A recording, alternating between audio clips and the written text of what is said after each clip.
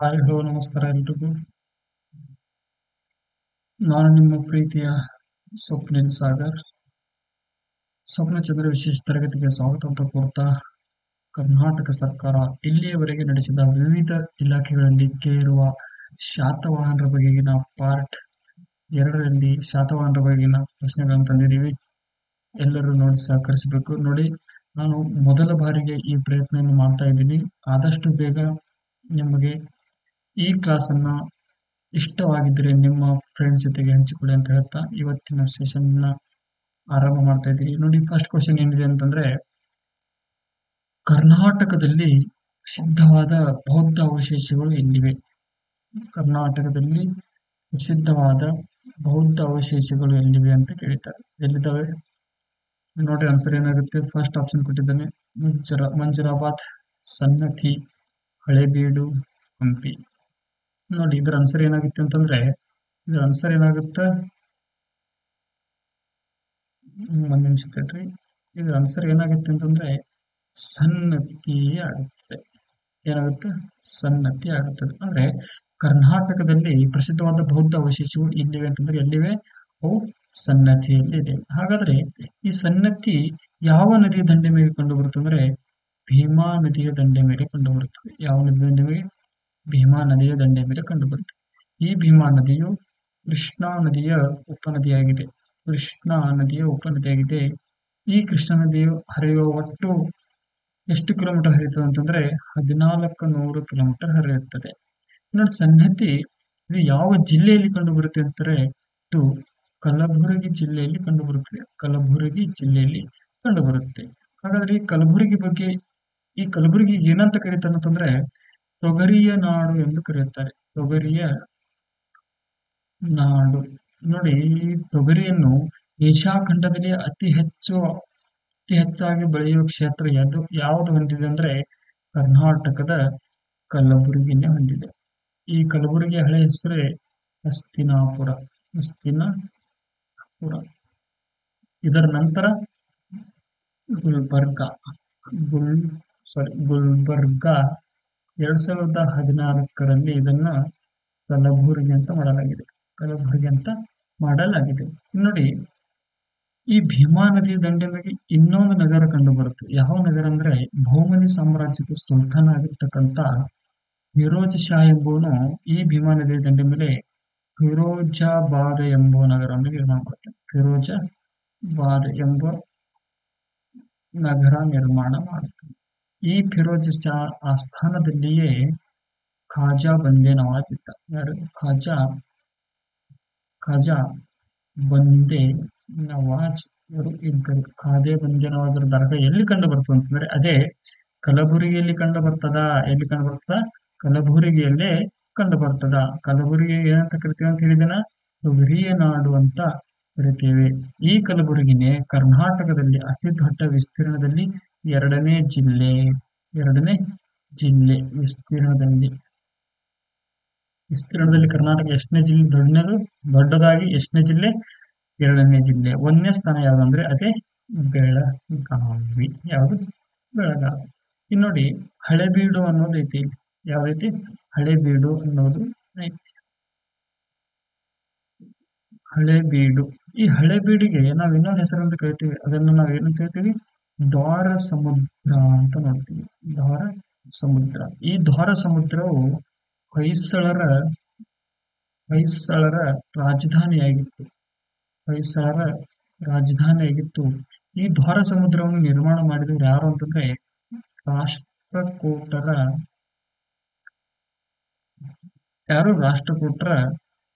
ಧ್ರುವ ನಿರ್ಮಾಣ ಮಾಡಿದ್ದ.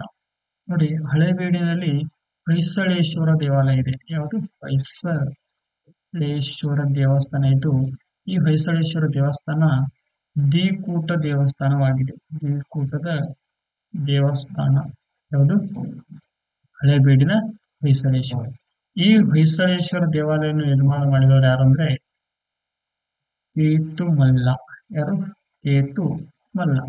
ಇನ್ನು ನೋಡಿ, ಹಳೇಬೀಡಿಗೆ ನಾವು ಏನಂತ ಹೇಳ್ತೀವಿ ಅಂದ್ರೆ ಕಲೆಯ ವಾಸ್ತುಶಿಲ್ಪದ ವಸ್ತು ಸಂಗ್ರಹಾಲಯ. ಸಂಗ್ರಹಾಲಯ ಅಂತ ಕರಿತೀವಿ. ಏನಂತ ಕರಿತೀವಿ? ಹಳೆಬೀಡಿಗೆ ನಾವು ಏನಂತ ಕರಿತೀವಿ? ಕಲೆಯ ವಾಸ್ತುಶಿಲ್ಪದ ವಾಸ್ತು ಸಂಗ್ರಹಾಲಯ ಅಂತ ಕರಿತೀವಿ. ನೀವು ಇನ್ನೊಂದು ಕೇಳಿರ್ಬೋದು, ಯಾವುದು? ಬಯಲು ಸೀಮೆಯ ವಸ್ತು ಸಂಗ್ರಹಾಲಯ. ಬಯಲು ಸೀಮೆಯ ವಸ್ತು ಸಂಗ್ರಹಾಲಯ. ವಸ್ತು ಸಂಗ್ರಹಾಲಯ ಯಾವುದು? ಇದೆ ಒಳಗಡೆ ಹಂಪಿ. ಈ ಹಂಪಿಯನ್ನು ನಾವು ಏನಂತ ಕರಿತೀವಿ? ಬಯಲು ಸೀಮೆಯ ವಸ್ತು ಸಂಗ್ರಹಾಲಯ ಅಂತ ಕರಿತೀವಿ. ಸರಿ, ಹಂಪಿ ಯಾವ ಜಿಲ್ಲೆಯಲ್ಲಿ ಕಂಡು ಬರ್ತದೆ? ವಿಜಯನಗರ ಜಿಲ್ಲೆಯಲ್ಲಿ ಕಂಡು ಬರ್ತದೆ. ಯಾವ ಜಿಲ್ಲೆಯಲ್ಲಿ? ವಿಜಯನಗರ ಜಿಲ್ಲೆಯಲ್ಲಿ ಕಂಡು ಬರ್ತದ. ಈ ವಿಜಯನಗರ ಜಿಲ್ಲೆಯೇ ಕರ್ನಾಟಕದ 31ನೇ ಜಿಲ್ಲೆ.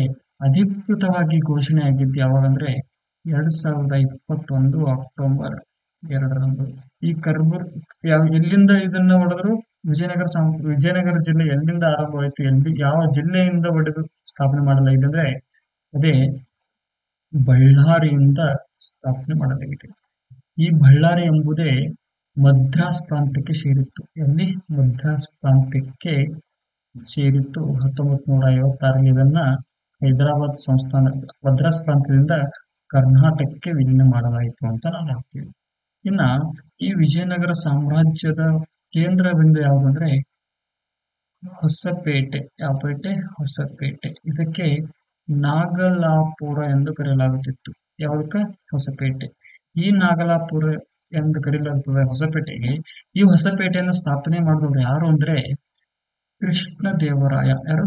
ಕೃಷ್ಣ ದೇವರಾಯ ಅಂತ ನೋಡ್ತೀವಿ. ಇನ್ನು ನೆಕ್ಸ್ಟ್ ಕ್ವಶನ್ ನೋಡ್ರಿ, ಶಾತವಾಹನ ಎಂದರೆ ಅರ್ಥ ಏನು ಅಂತ ಹೇಳೋಣ. ಏನ್ ಕೇಳಿದ್ವಿ? ಶಾತವಾಹನರು ಎಂದರೆ ಅದರ ಅರ್ಥ ಏನು ಅಂತ ಕೇಳೋಣ. ಮೊದಲನೇದು ಓಡುವ ಕುದುರೆ, ನಿಲ್ಲುವ ಕುದುರೆ, ಚುರುಕಾದ ಕುದುರೆ, ಸಮುದ್ರಗಳ ನೀರು ಕುಡಿದ ಕುದುರೆ. ಇದರ ಆನ್ಸರ್ ಏನಾಗ್ತದೆ ಅಂತಂದ್ರ ಏನಾಗ್ತದೆ? ಚುರುಕಾದ ಕುದುರೆ ಅಂತ ಆಗ್ತದ.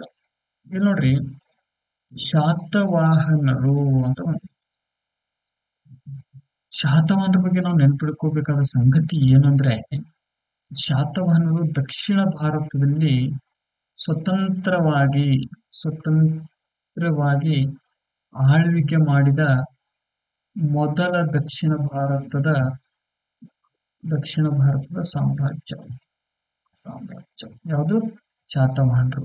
ಶಾತವಾಹನರ ಸ್ಥಾಪಕ ಸಿಮುಖ ಎಷ್ಟು ವರ್ಷ ಆಡಳಿತ ಮಾಡಿದಂದ್ರೆ 23 ವರ್ಷ ಆಳ್ವಿಕೆಯನ್ನು ಮಾಡಿದ್ದ. 23 ಇದರ ಮ್ಯಾಜಿಕ್ ಏನಂದ್ರೆ 23ನೇ ದೊರೆ ಯಾರು? ಗೌತಮಿ ಪುತ್ರ ಶಾತಕರ್ಣಿ. ಈ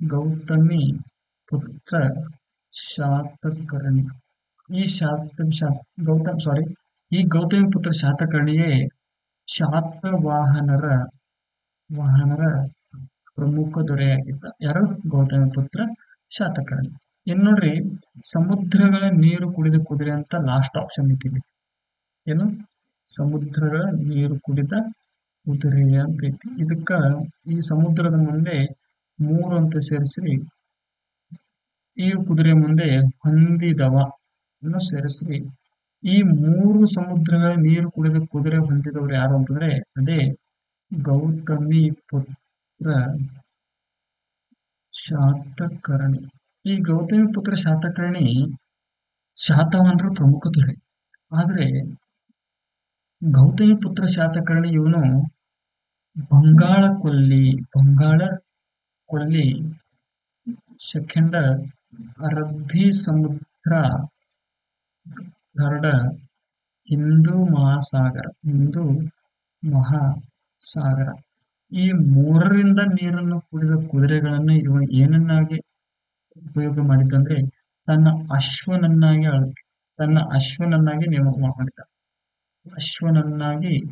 ನೇಮಕ ಮಾಡಿಕೊಂಡಿದ್ದ.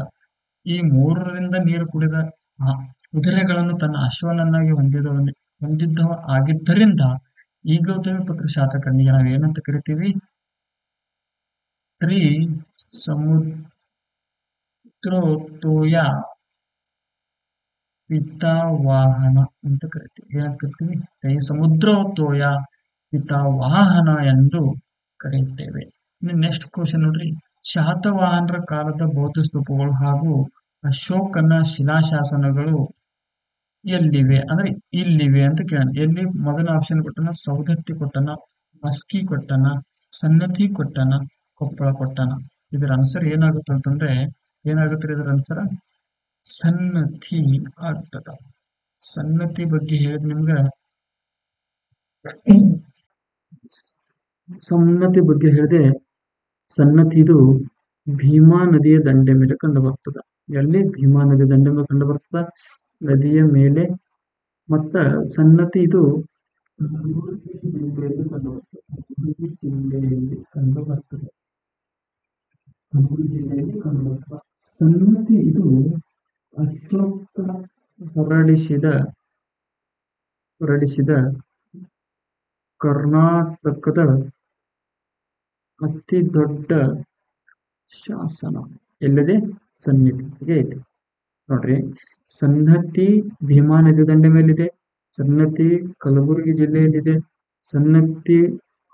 ಸನ್ನತಿ ಇದು ಅಶೋಕ ಹೊರಡಿಸಿದ ಕರ್ನಾಟಕದಲ್ಲಿನ ಅತಿ ದೊಡ್ಡ ಶಾಸನ ಯಾವುದು? ಸನ್ನತಿ ಶಾಸನ ಅಂತ ನೋಡ್ತೀವಿ.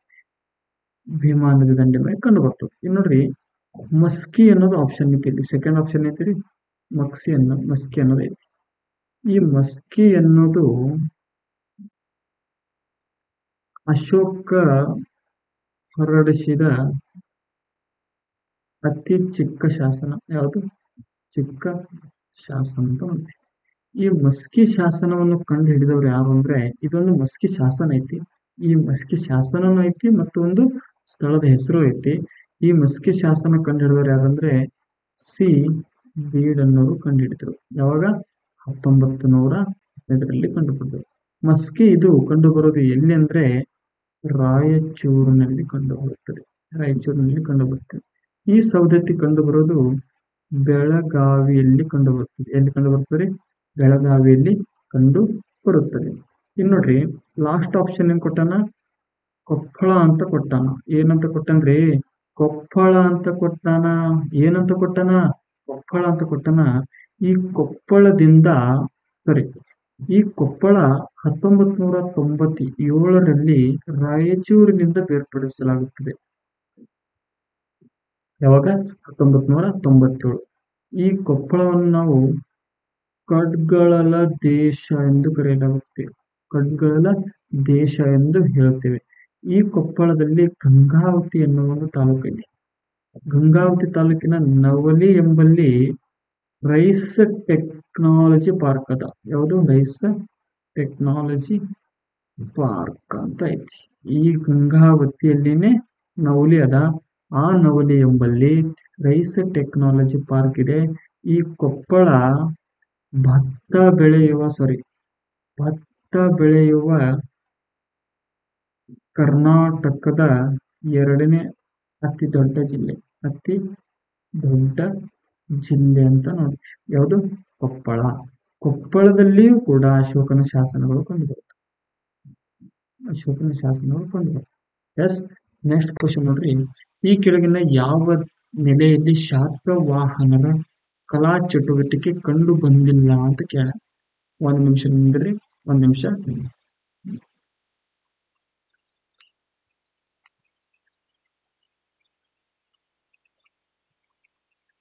ಈ ಕೆಳಗಿನ ಯಾವ ನೆಲೆಯಲ್ಲಿ ಶಾತವಾಹನರ ನೆಲೆಗಳು ಕಂಡು ಬಂದಿಲ್ಲ ಅಂತ ಕೇಳ. ಎಲ್ಲಿ ಕಂಡು ಬಂದಿಲ್ರಿ ಶಾತವಾಹನರ ನೆಲೆಗಳು? ನೋಡ್ರಿ, ಇದು ಆನ್ಸರ್ ಏನಾಗುತ್ತೆ? ಫಸ್ಟ್ ಆಪ್ಷನ್ ಸಾಂಚಿ ಅಂತ ಕೊಟ್ಟನ, ಸೆಕೆಂಡ್ ಅಮರಾವತಿ ಅಂತ ಕೊಟ್ಟನ, ಸನ್ನತಿ ಅಂತ ಕೊಟ್ಟನ, ಬಾದಾಮಿ ಅಂತ ಕೊಟ್ಟನ. ಈ ಕೆಳಗಿನ ಯಾವ ನೆಲೆಯಲ್ಲಿ ಶಾತವಾಹನರ ಕಲಾ ಚಟುವಟಿಕೆ ಕಂಡು ಬಂದಿಲ್ಲ ಅಂತ ಕೊಟ್ಟ. ಶಾತವಾಹನರ ಕಲಾ ಚಟುವಟಿಕೆ ಈ ಕೆಳಗಿನ ಯಾವ ನೆಲೆಯಲ್ಲಿ ಕಂಡು ಬಂದಿಲ್ಲ ಅಂತ. ಇದಕ್ಕೆ ಆನ್ಸರ್ ಏನಾಗ್ತದ ಅಂದ್ರ ಬಾದಾಮಿ ಆಗ್ತದ. ಏನು? ಬಾದಾಮಿ ಆಗ್ತದ. ನೀವು ಕೇಳಬಹುದು, ಕರ್ನಾಟಕದಲ್ಲಿ ಪ್ರಸಿದ್ಧವಾದ ಅಂದ್ರೆ ಕರ್ನಾಟಕದಲ್ಲಿ ಆಳ್ವಿಕೆ ಮಾಡಿದ ಒಂದು ಸಾಮ್ರಾಜ್ಯ ಯಾವುದು? ಬಾದಾಮಿ ಚಾಲುಕ್ಯರು. ಈ ಬಾದಾಮಿ ಚಾಲುಕ್ಯರ ರಾಜಧಾನಿನೇ ಬಾದಾಮಿ. ಸರಿ, ಬಾದಾಮಿ ಚಾಲುಕ್ಯರ ರಾಜಧಾನಿ ವಾತಾಪಿ ಅಲ್ವಾ? ನೀವೇನು ಬಾದಾಮಿ ಅಂತ ಹೇಳ್ತಿರ್ಲಿಲ್ಲ? ಹೌದು, ಈ ಬಾದಾಮಿಯ ಹಳೆ ಹೆಸರೇ ವಾತಾಪಿ. ಯಾವುದು? ವಾತಾಪಿ. ಈ ಬಾದಾಮಿ ಚಾಲುಕ್ಯರ ಸ್ಥಾಪಕ ಜಯಸಿಂಹ. ಯಾರು? ಜಯಸಿಂಹ. ಈ ಬಾದಾಮಿ ಚಾಲುಕ್ಯರ ಪ್ರಸಿದ್ಧ ದೊರೆ ಯಾರು ಅಂತಂದ್ರೆ ಇಮ್ಮಡಿ ಪುಲಕೇಶಿ, ಅಂದ್ರೆ ಎರಡನೇ ಪುಲಕೇಶಿ. ಈ ಬಾದಾಮಿ ಚಾಲುಕ್ಯರ ನಿಜವಾದ ಸ್ಥಾಪಕ ಯಾರು ಅಂತಂದ್ರೆ ಒಂದನೇ ಪುಲಕೇಶಿ. ಯಾರು? ಒಂದನೇ ಪುಲಕೇಶಿ. ಈ ಒಂದನೇ ಪುಲಕೇಶಿನೇ ಕರ್ನಾಟಕದ ಮೊದಲ ಕಪ್ಪೆ ಅರಭಟ್ಟನ ಶಾಸನ ತ್ರಿಪದಿಯಲ್ಲಿದೆ. ತ್ರಿಪದಿಯಲ್ಲಿರುವ ಕರ್ನಾಟಕದಲ್ಲಿ ಕಂಡುಬರುವ ತ್ರಿಪದಿಯ ಶಾಸನ ಯಾವುದು? ಕಪ್ಪೆ ಅರೆಭಟ್ಟನ ಶಾಸನ. ಕಪ್ಪೆ ಅರೆಭಟ್ಟನ ಶಾಸನ ಯಾರಿಗೆ ಸಂಬಂಧಪಟ್ಟದಂದ್ರ ಪುಲಕೇಶಿಗೆ ಸಂಬಂಧಪಟ್ಟೈತಿ. ನೋಡ್ರಿ, ಸನ್ನತಿ ಬಗ್ಗೆ ಹೇಳಿದ ಭೀಮಾ ನದಿ ದಂಡೆ ಮೇಲೆ ಕಂಡು ಬರ್ತದ.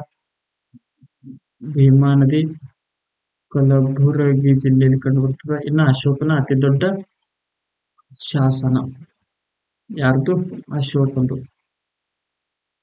ನೋಡಿ, ಅಮರಾವತಿ ಅನ್ನೋದು ಐತಿ. ಅಮರಾವತಿ ಎನ್ನುವುದು ಆಂಧ್ರ ಪ್ರದೇಶದ ರಾಜಧಾನಿ. ಹೌದು, ಆಂಧ್ರ ಪ್ರದೇಶದ ರಾಜಧಾನಿ.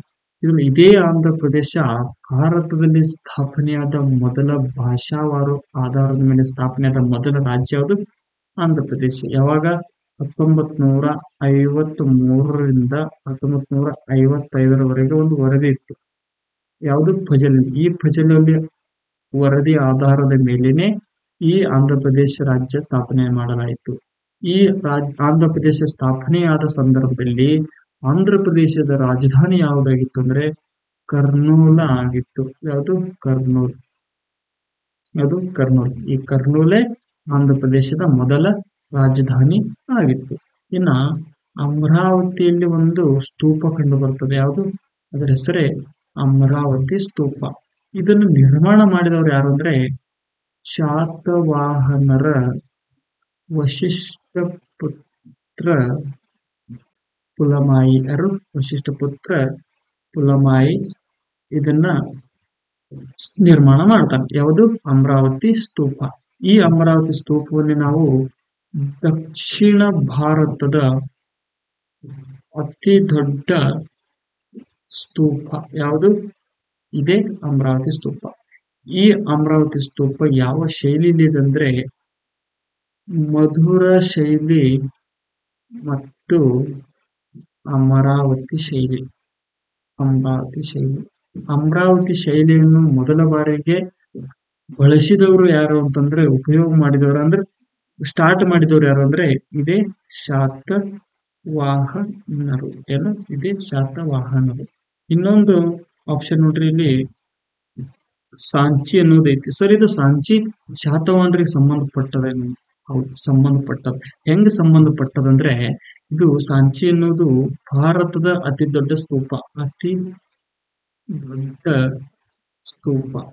ಈ ಸಾಂಚಿ ಸ್ತೂಪದ ಮಹಾದ್ವಾರದ ಮೇಲೆ ನಾವೇನು ಶಾತವಾಹನರ ನಿಜವಾದ ಸ್ಥಾಪಕ ಅಂತ ಹೇಳ್ತೀವಲ್ಲ, ಯಾರನ್ನ? ಒಂದನೇ ಶಾತಕರ್ಣಿ. ಒಂದನೇ ಶಾತಕರ್ಣಿಯನ್ನ ನಾವು ಏನಂತೀವಿ? ಶಾತವಾಹನರ ಮರುಸ್ಥಾಪಕ ಅಂತ ಅಥವಾ ನಿಜವಾದ ಸ್ಥಾಪಕ ಅಂತ ಕರಿತೀವಿ.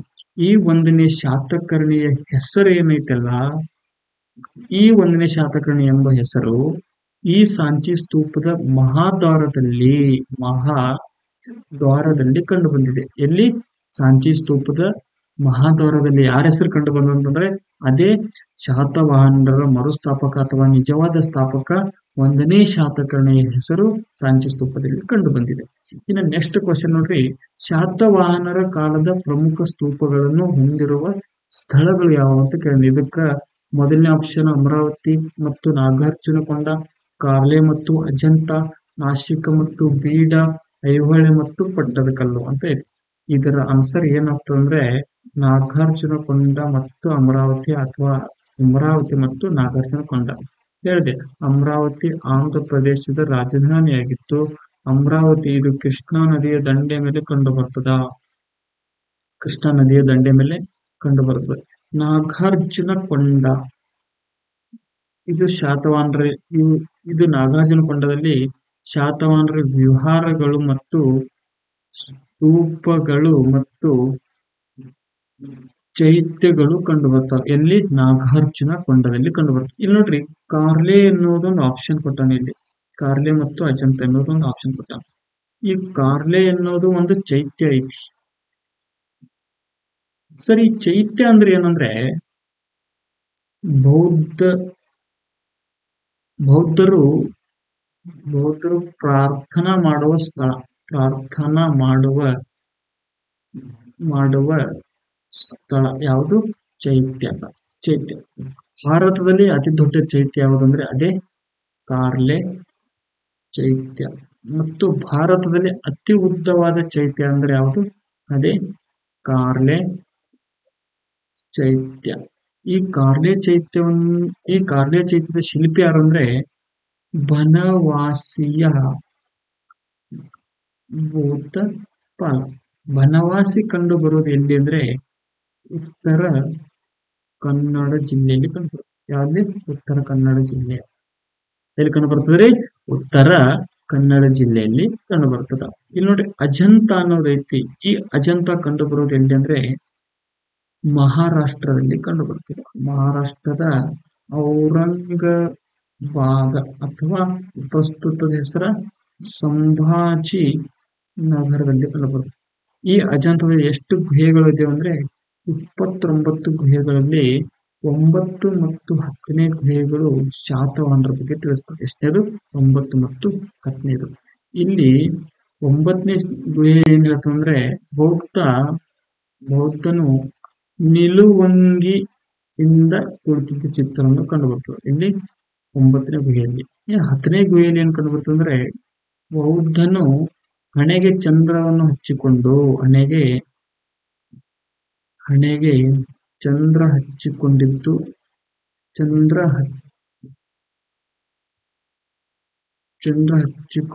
ಕಂಡುಬರುತ್ತದೆ. ಮತ್ತು ಅವನ ಸುತ್ತ ಗೃಹಸ್ಥರು ಮತ್ತು ಸನ್ಯಾಸಿಗಳು ಇದ್ದರು ಎನ್ನುವ ಒಂದು ಚಿತ್ರ ಕಂಡುಬರುತ್ತದೆ. ಎಲ್ಲಿ?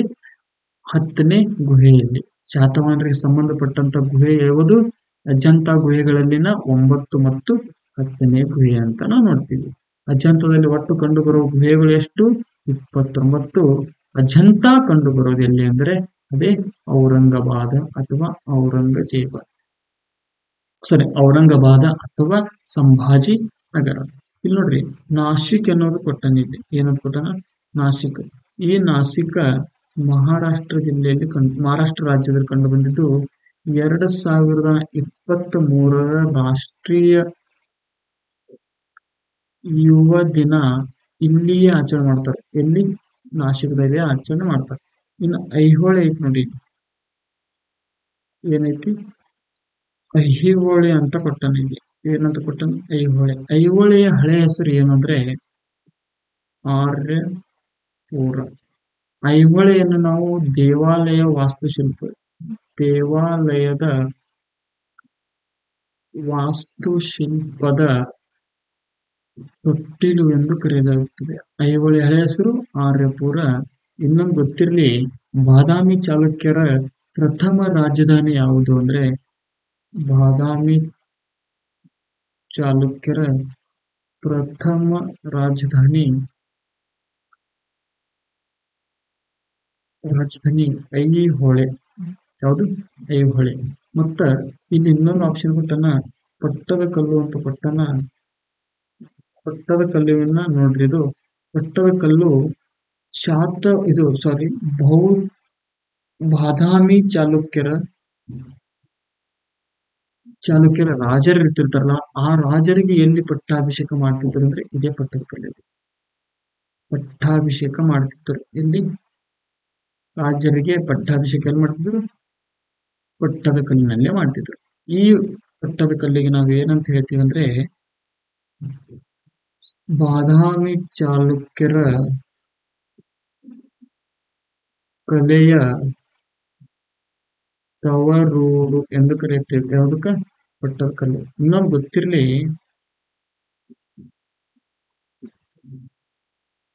ಬಾದಾಮಿ, ಐಹೊಳೆ, ಪಟ್ಟದಕಲ್ಲು ಇವು ಕಂಡುಬರುವುದು ಮಲಪ್ರಭಾ ನದಿಯಲ್ಲಿ ಕಂಡು. ಮಲಪ್ರಭಾ ನದಿ ಹುಟ್ಟುವುದು ಬೆಳಗಾವಿ ಜಿಲ್ಲೆಯ ಖಾನಾಪುರ.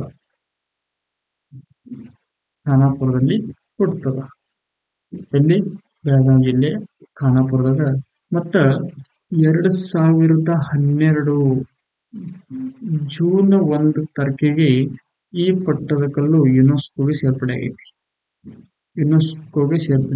ಸೇರ್ಪಡೆಯಾಗಿದ್ದ ಕರ್ನಾಟಕದ 2ನೇ ಸ್ಥಳ ಯಾವುದು? ಈ ಇದು ಪಟ್ಟದಕಲ್ಲು. ನೋಡಿ ನೆಕ್ಸ್ಟ್ ಕ್ವಶನ್, ಶಾತವಾಹನ ಕಾಲದಲ್ಲಿ ಪ್ರಮುಖ ಶಿಕ್ಷಣ ಕೇಂದ್ರ ಯಾವುದಾಗಿತ್ತು ಅಂತ ಕೇಳ. ತಾಳಗುಂದ ಪಟ್ಟಣ, ಅಮರಾವತಿ, ಪ್ರತಿಷ್ಠಾನ, ಕಾರ್ಲೆ. ಇದರ ಆನ್ಸರ್ ಏನಾಗ್ತದ? ಇದರ ಆನ್ಸರ್ ತಾಳಗುಂದ ಆಗ್ತದ. ಈ ತಾಳಗುಂದ ಕಂಡು ಬರೋದೇ ಶಿವಮೊಗ್ಗ ಜಿಲ್ಲೆಯ ಶಿಕಾರಿಪುರ ತಾಲೂಕಿನಲ್ಲಿ. ಕರ್ನಾಟಕದ ಮೊದಲ ಸಂಸ್ಕೃತ ಶಾಸನ ಯಾವುದಂದ್ರೆ ಇದೇ ತಾಳಗುಂದ.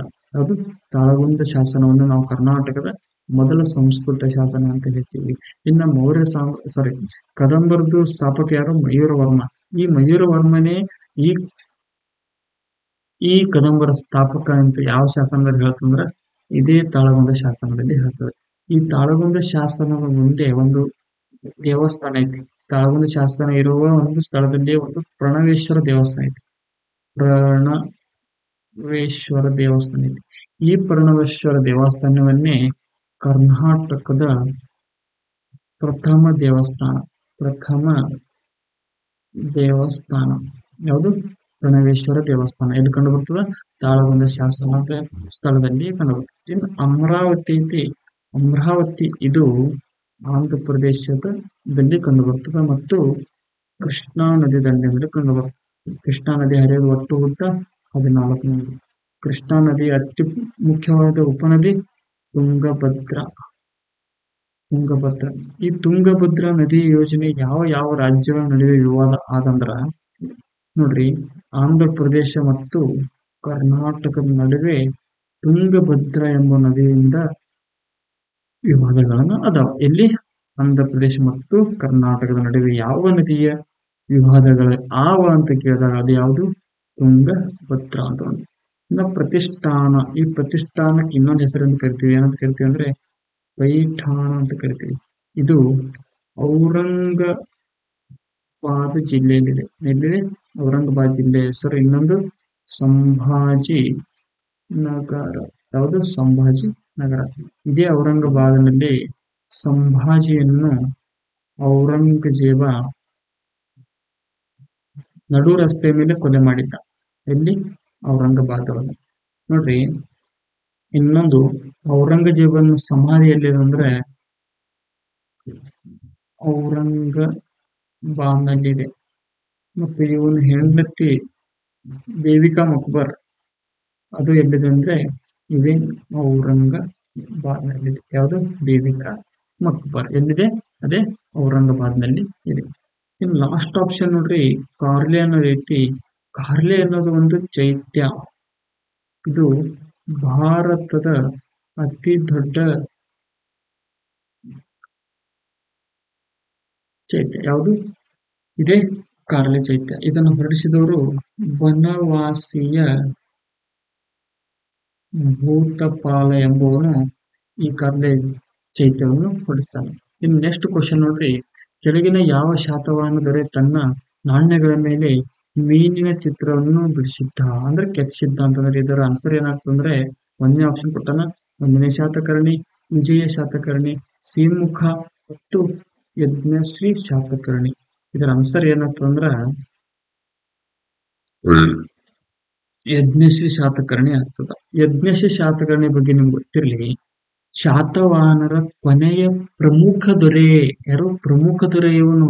ಆದರೆ ಎಂಟೈರ್ ಶಾತವಾಹನರಲ್ಲಿ ಪ್ರಮುಖ ದೊರೆ ಕೊನೆಯದವರು ಯಾರು ಅಂತಂದ್ರೆ ಇದೇ ಶಾತಕರ್ಣಿ. ಹಾಗಾದ್ರೆ ಎಂಟೈರ್ ಶಾತವಾಹನರ ಸಾಮ್ರಾಜ್ಯದಲ್ಲಿ ಕೊನೆಯ ದೊರೆ ಯಾರು ಅಂತ ಕೇಳಿದ್ರೆ ಅವನೇ ವಿಜಯ ಶಾತಕರ್ಣಿ. ಯಾರು? ವಿಜಯ ಶಾತಕರ್ಣಿ. ಈ ನೋಡ್ರಿ, ಮೀನ ಚಿತ್ರ ಬಿಡಿಸಿದವರು ಯಾರು ಅಂದ್ರೆ ಯಜ್ಞಶ್ರೀ ಶಾತಕರ್ಣಿ. ಈ ಯಜ್ಞಶ್ರೀ ಶಾತಕರ್ಣಿ ಮೀನಿನ ಚಿತ್ರ ಮತ್ತು ಹಡಗಿನ ಚಿತ್ರವನ್ನು ಬಿಡಿಸಿದ್ದ. ಹಡಗಿನ ಚಿತ್ರವನ್ನು ತನ್ನ ನಾಣ್ಯಗಳ ಮೇಲೆ ಮುದ್ರಿಸಿದ್ದ. ಯಾರು? ಯಜ್ಞಶ್ರೀ ಶಾತಕರ್ಣಿ. ಯಜ್ಞಶ್ರೀ ಶಾತಕರ್ಣಿಯನ್ನು ನಾವು ಏನಂತ ಹೇಳ್ತೀವಿ?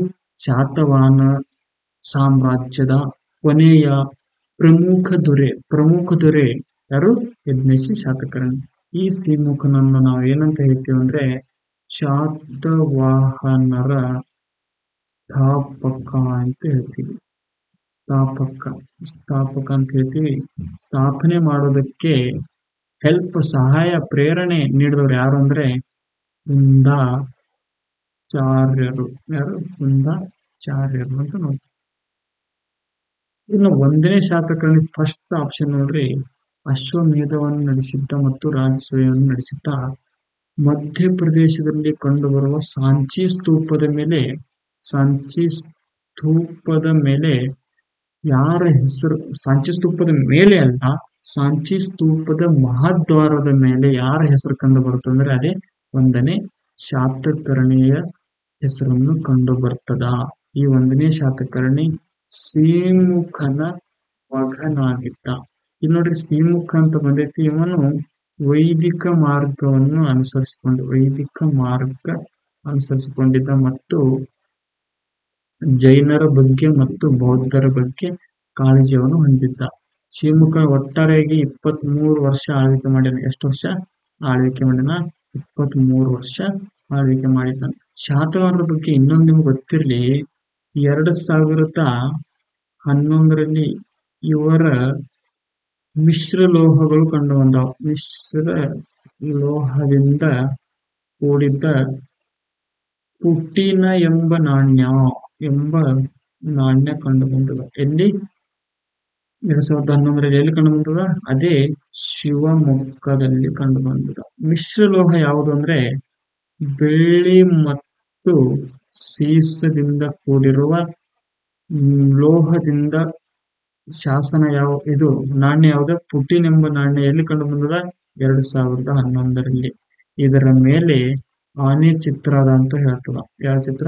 ಆನೆ ಚಿತ್ರಗಳನ್ನು ಹೊಂದಿದ ಪುಟಿನ ಎಂಬ ಮಿಶ್ರಲೋಹ ಕಂಡು ಬಂದ ಸ್ಥಳ ಯಾವುದು ಅಂತಂದ್ರೆ ಅದೇ ಕರ್ನಾಟಕದ ಶಿವಮೊಗ್ಗ ಜಿಲ್ಲೆಯಲ್ಲಿ ಕಂಡು ಬಂದಿದೆ. ಎಲ್ಲಿ ಕಂಡು ಬಂದದ? ಶಿವಮೊಗ್ಗ ಜಿಲ್ಲೆಯಲ್ಲಿ ಕಂಡು ಬಂದಿದೆ. ಅದರ ಮೇಲಿರುವ ಚಿತ್ರ ಗಜ ಅಥವಾ ಆನೆಯ ಚಿತ್ರ ಅಂತ ನಾವು ನೋಡ್ತೀವಿ. ನೆಕ್ಸ್ಟ್ ಕ್ವಶನ್ ನೋಡ್ರಿ, ಸಮಯ ಸಾರ ಎಂಬ ಕೃತಿಯನ್ನು ರಚಿಸಿದವರು ಯಾರು ಅಂತ ಕೇಳ. ಸಮಯ ಸಾರ ಎಂಬ ಕೃತಿಯನ್ನು ರಚಿಸಿದವರು ಯಾರು ಅಂದ್ರೆ ಇದಕ್ಕ ಮೊದಲ ಆಪ್ಷನ್ ಕೊಟ್ಟ ವಶಿಷ್ಠ ಪುತ್ರ ಪುಲಮಾಹಿ, ಗೌತಮಿ ಪುತ್ರ ಶಾತಕರ್ಣಿ, ಕುಂದಾಚಾರ್ಯ, ಇನ್ನ ಹಾಲ ಅಂತ ಕೊಟ್ಟ. ನೋಡ್ರಿ, ಇದರ ಆನ್ಸರ್ ಏನಾಗ್ತದೆ ಅಂದ್ರೆ ಕುಂದಾಚಾರ್ಯ. ಇವನು ಪ್ರಮುಖವಾಗಿ 2 ಕೃತಿಗಳು ಬರ್ತಾನೆ. ಒಂದು ಸಮಯ ಸಾರ, ಇನ್ನೊಂದು ಪ್ರವಚನ ಸಾರ. ಈ ಕುಂದಾಚಾರ್ಯರು ಶಾತವಾಹನ ಮನೆತನ ಸ್ಥಾಪನೆಗೆ ಸಹಾಯ ಮಾಡ್ತಾನ. ಯಾರು? ಕುಂದಾಚಾರ್ಯರು. ಈ ಕುಂದಾಚಾರ್ಯರೇ ಸಿಮುಖನ ಗುರು ಆಗಿದ್ದರು. ಯಾರು ಗುರು ಆಗಿದ್ರು? ಸಿಮುಖನ ಗುರು ಆಗಿದ್ದರು. ನೋಡ್ರಿ, ಶಾತವಾಹನರ ಮನೆ ಸ್ಥಾಪನೆಗೆ ಸಹಾಯ ಮಾಡಿದವರು ಯಾರು? ಅದೇ ಕುಂದಾಚಾರ್ಯ. ಶಾತವಾಹನರ ಮನೆತನದ ಲಾಂಛನ ಯಾವುದು ಅಂದ್ರೆ ಅದು ವರುಣ. ಯಾವುದು? ವರುಣ. ಇನ್ನು ನೋಡ್ರಿ, ಫಸ್ಟ್ ಆಪ್ಷನ್ ವಶಿಷ್ಠ ಪುತ್ರ ಪುಲಮಾಹಿ. ಇವನು ಆಂಧ್ರ ರಾಜ ಎಂಬ ಬಿರುದನ್ನು ಹೊಂದಿದ್ದ. ಇವನ ಇನ್ನೊಂದು ಬಿರುದು ಯಾವ್ದಂದ್ರೆ ನವನಗರ ಸ್ವಾಮಿ. ಯಾವುದು? ನವನಗರ ಸ್ವಾಮಿ. ಈ ನವನಗರ ಸ್ವಾಮಿ ಹೆಂಗ್ ಬಿರುದು ಸಿಕ್ತು ಅಂತಂದ್ರೆ ಇವನು ನವನಗರ ಎಂಬ ನಗರ ನಿರ್ಮಾಣ ಮಾಡಿ ಅದನ್ನು ತನ್ನ ರಾಜಧಾನಿಯನ್ನಾಗಿ ಮಾಡ್ಕೊಳ್ತಾನೆ. ಯಾರು? ವಶಿಷ್ಠ ಪುತ್ರ ಪುಲಮಾಯಿ. ಆದ್ದರಿಂದ ವಶಿಷ್ಠ ಪುತ್ರ ಪುಲಮಾಯಿಗೆ ನವನಗರ ಸ್ವಾಮಿ ಎಂಬ ಬಿರುದನ್ನು ಬಂದಿತ್ತು. ಇವನಿಗೆ ಇದ್ದಂತ ಇನ್ನೊಂದು ಬಿರುದೆ ಯಾವುದು? ಅದೇ ಆಂಧ್ರ ರಾಜ ಎನ್ನುವುದೈತಿ. ಈ ವಶಿಷ್ಠ ಪುತ್ರ ಪುಲಮಾಯಿ ಅಮರಾವತಿ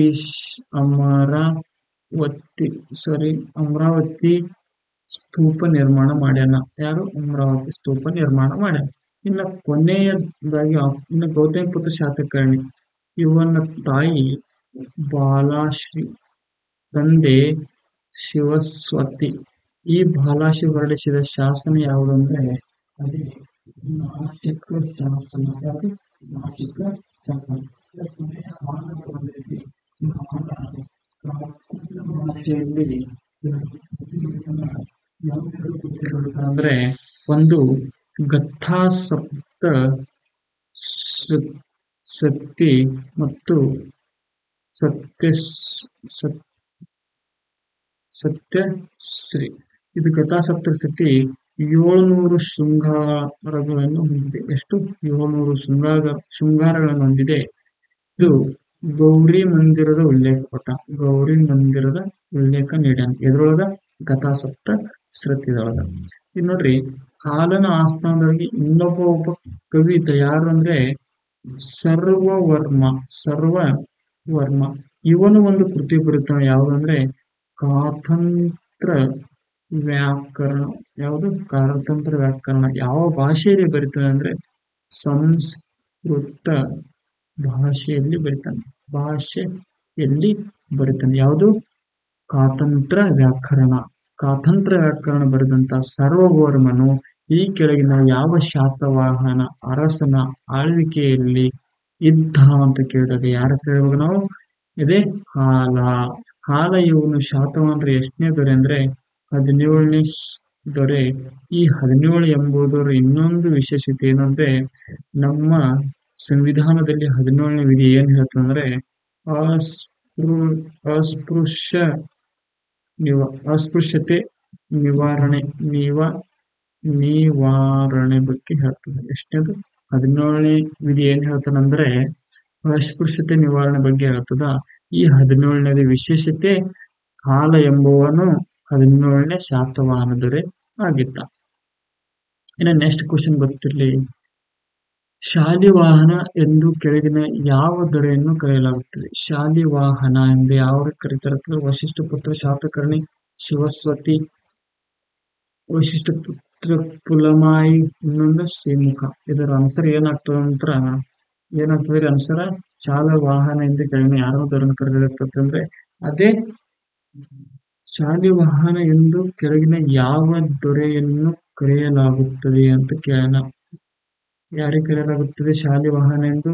ಅದೇ ಸಿಮುಖನನ್ನ ಕರೆಯಲಾಗುತ್ತದೆ.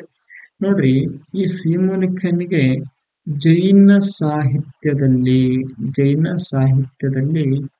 ಶಾಲಿವಾಹನ ಎಂದು ಕರೆಯಲಾಗುತ್ತದೆ. ಮತ್ತು ಇವನ ಮಗ 1ನೇ ಶಾತಕರ್ಣಿಯ ಹೆಂಡತಿ ಆಗಿರ್ತಾಳಲ್ಲ, ಯಾರು? ನಾಗನಿಕ. ಅವಳು ಹೊರಡಿಸಿದ ನಾನಾಘಾಟ ಶಾಸನದಲ್ಲಿ ಇವನನ್ನು ಏನಂತ ಕರೆಯಲಾಗಿದೆ ಅಂತಂದ್ರೆ ರಾಯಸಿಮುಖ ಅಂತ ಕರೆಯಲಾಗಿದೆ. ಏನಂತ ಕರೆಯಲಾಗುತ್ತದೆ? ರಾಯಸಿಮುಖ. ಇನ್ನೊಂದು ಗೊತ್ತಿರ್ಲಿ, ಈ ಗೌತಮ ಪುತ್ರ ಶಾತಕರ್ಣಿ ಹೆಸರು ಕೇಳಿರ್ಬೋದು ನೀವು. ಅಂದ್ರೆ ಶಾತವಾಹನ ಸಾಮ್ರಾಜ್ಯದ ಪ್ರಮುಖ ದೊರೆ ಅಥವಾ ಪ್ರಸಿದ್ಧ ದೊರೆ ಯಾರು? ಗೌತಮ ಪುತ್ರ ಶಾತಕರ್ಣಿ. ಈ ಗೌತಮ ಪುತ್ರ ಶಾತಕರ್ಣಿ ತಾಯಿ ಬಾಲಾಶ್ರೀ ಅನ್ನೋರಿರ್ತಾಳ.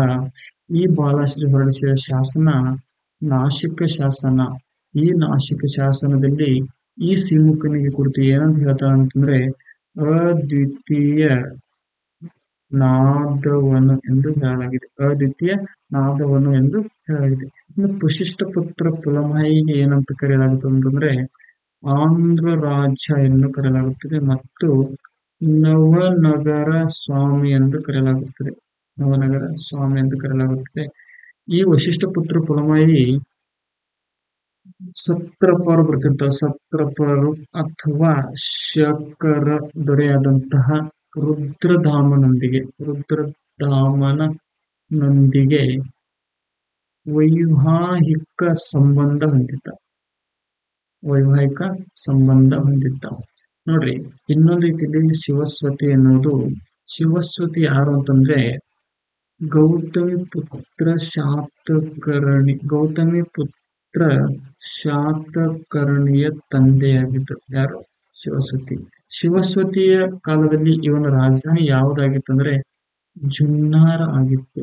ಜುನ್ನಾರದ ನಂತರವೇ ಪೈಠಾಣ ಅಥವಾ ಪ್ರತಿಷ್ಠಾನ. ಈ ಪೈಠಾಣ ಅಥವಾ ಪ್ರತಿಷ್ಠಾನ ಎಂಬುದು ಯಾವ ನದಿಯ ದಂಡೆ ಮೇಲೆ ಕಂಡು ಬರ್ತಂದ್ರೆ ಇದೇ ಗೋದಾವರಿ ನದಿ ದಂಡೆ ಮೇಲೆ ಕಂಡು ಬರುತ್ತೆ.